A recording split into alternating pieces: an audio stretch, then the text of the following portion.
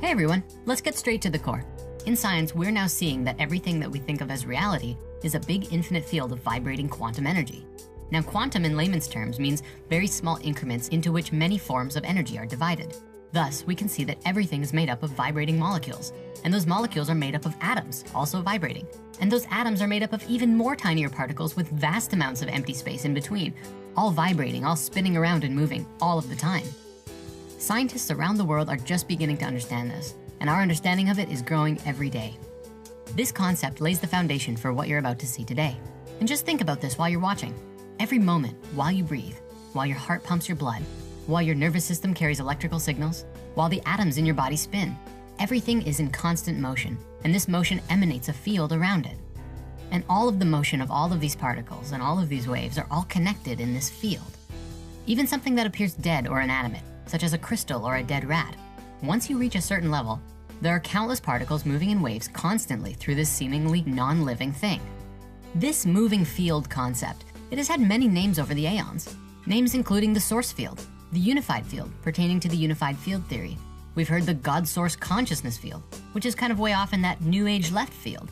But in the end, we've decided that for the sake of brevity and to keep it simple, for now we're just gonna call it the field. It's all semantics anyways. Before we begin, we are honored to give a very special thanks to both David Wilcock for his mind, his heart, and his book, The Source Field Investigations, as well as Lynn McTaggart for her spirit, her wisdom, and her book, The Field. Both texts are cited regularly during this video and comprise much of and much more of the research that we are presenting to you today. Now, this topic opens the doors to so many topics, including zero-point energy, pyramid power, or people who practice energy work directly in order to facilitate healing. But before we can get there, we have to back up and ask the very first question. What is the field?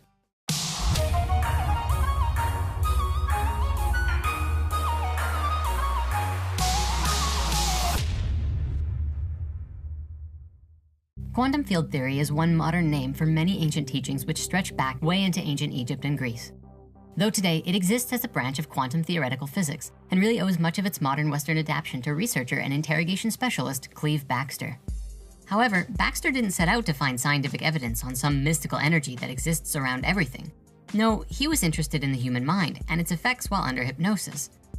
There are some amazing stories about hypnosis out there. Hypnosis has been used to help people heal or even have instantaneous out-of-body experiences. There's one hypnosis story in particular that we love, which comes from Michael Talbot's The Holographic Universe, where a hypnotist had a father look through his daughter's belly to read an inscription on a pocket watch in front of a live audience. According to the father, he didn't even know his daughter was on stage, let alone directly in between his eyes and the watch he was reading. This experiment alone changes everything that we think of about solid matter. And Backster's experiences with hypnosis are equally as amazing. It was in a similar experiment that he hypnotized a CIA agent to retrieve and give to him a classified document without even knowing it had happened. It was because of this experiment in particular that his studies connected him with the CIA, after which led him to the use of the polygraph machine, also commonly known as a lie detector machine. Now, for those who don't know, a polygraph is a very simple mechanism which records sensory information from the body in real time, such as blood pressure, pulse, respiration, and skin conductivity.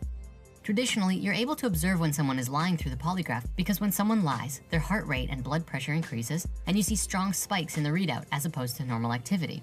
Now, we know today that a polygraph machine is not the most accurate way of identifying whether someone is actually lying or not, because just by slowing your heart rate and breathing and staying very calm, one can actually trick the polygraph into thinking that you're always telling the truth.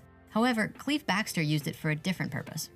Cleve Backster was fascinated by polygraphs and later on in life actually founded the Backster School of Lie Detection, located in San Diego, California.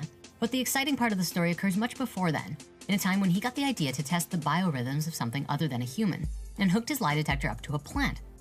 Now, one might expect the pulse of a plant to be rather a consistent thing and not at all very interesting to study. But thank heavens that Backster was a curious fellow, because he made the most incredible discovery, which even today we are still having a hard time processing the ramifications of. It all happened when he attached his Dracaena plant to a polygraph, and he discovered its electrical signals were very much alive and fluctuating, the opposite of what he had expected. Backster wrote, "About 1 minute into the chart reading, the tracing exhibited a short-term change in contour, similar to a reaction pattern typical of a human subject who might have just briefly experienced the fear of detection." Basically, he described the plant seemed to, for a moment, become aware that it was not the only one in the room. Baxter knew that if you wanted to catch someone lying, you first have to confront them about whatever they might be hiding. If your questions cause them to feel threatened or anxious, the electrical activity in their skin gets much stronger. Baxter wanted to see if he could get a human-like response out of his new plant buddy by threatening its well-being somehow. First, he tried dipping one of the leaves into a hot cup of coffee and tapped on the leaves with his pen. There was hardly any response. He tried several other things, but to no avail. Pacing around the room, eventually he had this thought. Aha! I shall get a match and burn the leaf. At that time, the plant was about 15 feet away from where he was standing. The only new thing that occurred was the thought. The very moment the imagery of burning that leaf entered into Baxter's mind, the polygraph recording pen moved rapidly to the top of the chart. No words were spoken, no touching of the plant, no lighting of matches, just clear intention to burn the leaf. The plant recording showed dramatic excitement, as if very afraid. Baxter then recorded the following statement. I must state that on February 2nd, 1966, at 13 minutes, 55 seconds into that chart recording, my whole consciousness changed. I then thought, gee, it's as though this plant just read my mind. Baxter went into a flurry. He connected yogurt bacteria, ordinary unfertilized chicken eggs from his refrigerator, and even live human cells to his polygraph, and continued to get stunning results. Consistently, what he found over and over was that every living thing is intimately attuned to its environment. When any stress, suffering, or death occurs, all the life forms in the surrounding area have an immediate electrical response, as if they all share the pain. Baxter wanted to make sure that the information that was passed to and from his mind to the plant was not done through known electromagnetic frequencies, such as microwaves or radio waves. So he continued testing on various living things, and he had his test subjects contained in Faraday cages to block electrical signals, and then later using a state-of-the-art shielded room. And still he was able to prove that there was no detectable connections between the subject and still get the response. What's even more amazing, he found out that it would work regardless of distance. He did one notable test with NASA astronaut Dr. Brian O'Leary in 1988, who served on the faculties of Cornell University, California Institute of Technology, the University of California, and Princeton University. Baxter took a saliva sample from O'Leary, who then left for the San Diego airport to fly to Phoenix, Arizona, some 300 miles away. They synchronized watches, and then Dr. O'Leary's saliva cells were monitored in the lab the entire time. These cells were only able to stay alive for 10 to 12 hours, but still, Baxter was able to detect spikes in the activity of O'Leary's cells when O'Leary nearly missed his flight, as the plane took off, and again as it landed, and when O'Leary's son failed to meet him at the airport. His own mind was broadcasting waves of information that were being picked up by his living cells in a lab 300 miles away, as if they were still inside of his mouth. The effect works just as well if the cells are kept in a shielded room, again proving that the signals are not being transmitted by any form of electromagnetic energy. This field phenomenon was starting to call attention from all over the world. Since then, there have been many more scientists and researchers who have dedicated their lives to studying this work, and their countless findings are enough to have created quite a substantial impact in the scientific community, which is not an easy feat, mind you. Yet still, somehow the mainstream media doesn't like talking about these things and view field theory as somewhat a black box topic, and there are some common guesses as to why that is. Of course, this is the likely point that the skeptics will jump out of the woodwork and say, it's not a conspiracy, it's just been debunked. And as we've looked at this is what we've found. When someone does an experiment, their own thoughts and intentions have an effect on the outcome of the experiment too, including the intention to disprove it. And so, the scientists observing the experiments, even if they're on the other side of a shielded room, still affect the experiment. The Mythbusters actually demonstrated this perfectly.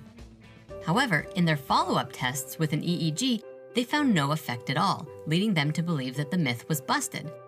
What they didn't consider, however, was that their very mental presence around the experiment was far greater than the energy of, say, the catapulted eggs. And thus there was no reaction from the Dracena because it was tuned to the individuals who were paying such close attention to it, regardless of electromagnetic shielding. This is typical across the board in repeat experiments which profess to disprove the effect.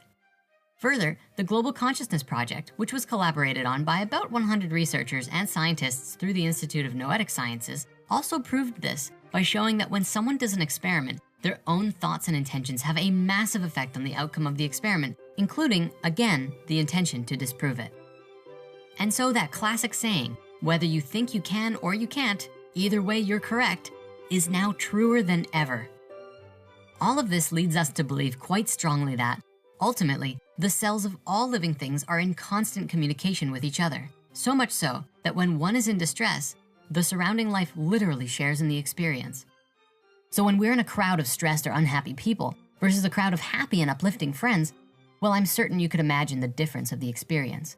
But remember, as with the scientists testing the Baxter effect, the strongest energy wins.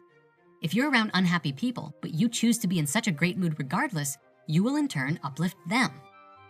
Now, taking it even further, Baxter looked at food and realized that one of his plants would respond in stress when he was eating. He found that the consciousness of all of the plants were so actively aware of their fellow companion being eaten that they exhibited signs of fear. This takes the whole being conscious of what you eat phenomenon to a whole nother level. So what can we actually eat without causing harm to anything? Baxter's tests actually have also found the answer to this question. He discovered that if you were to think and feel extreme gratitude for whatever it was that you were about to eat, sending love for all of the people and those involved to bring it together to make this dish for you, and even the earth itself for growing all of the food, was key. Expressing thanks and blessings before you eat it or cook your food significantly reduces all signs of distress in the food itself and thereby in the surrounding field as well. Baxter said it was as though the food would then accept its role in your life as nourishment for your body, and then essentially surrenders itself to this destiny willingly. Amazing, isn't it? And this is just the tip of the iceberg. We haven't even gotten started yet. So stay tuned and see you next time.